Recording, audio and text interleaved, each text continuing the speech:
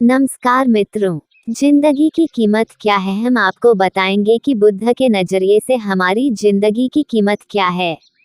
हम में से बहुत से लोग अपनी जिंदगी की वैल्यू नहीं समझते और अपने जीवन को ऐसी चीजों में बर्बाद कर देते हैं जिनसे हमारा नुकसान ही होता है।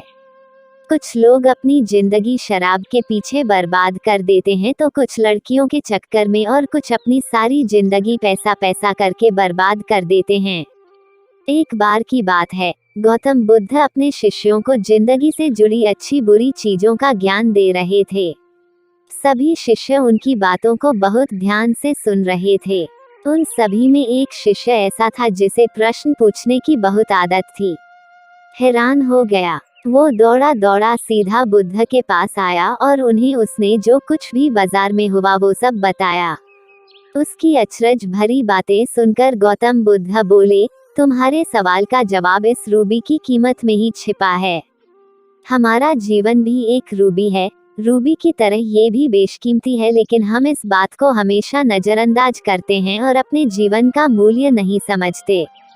हम दूसरों को देखकर और उनके जैसा जीवन जीने की कोशिश में अपने जीवन की कीमत को कम कर देते हैं।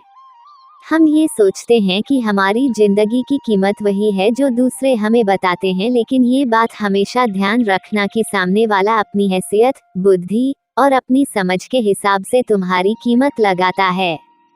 जिंदगी सिर्फ एक बार मिलती है, इसलिए इसको बर्बाद ना करें। अपनी जिंदगी को उतना ही कीमती समझें जितना कीमती आप अपने बैंक में रखे रुपयों को समझते हैं। आज के समय में लोग अपनी जिंदगी से ज्यादा कीमती प्यार, पैसों और दिखावे से भरी चीजों को समझते हैं। प्यार के चक्कर में लोग सुसाइड कर लेते हैं।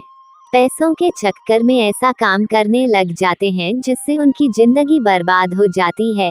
नाम कमाने के चक्कर में उल्टे सीधे काम करने लग जाते हैं। हमेशा याद रखें कि दिखावा करना जरूरी नहीं है। प्यार दोबारा मिल सकता है, पैसा फिर कमाया जा सकता है, लेकिन जिंदगी को फिर से पाया नहीं जा सकता। इसलिए अपनी इस बेशकीमती जिंदगी को अच्छे से जिएं। हर पल का आनंद लें।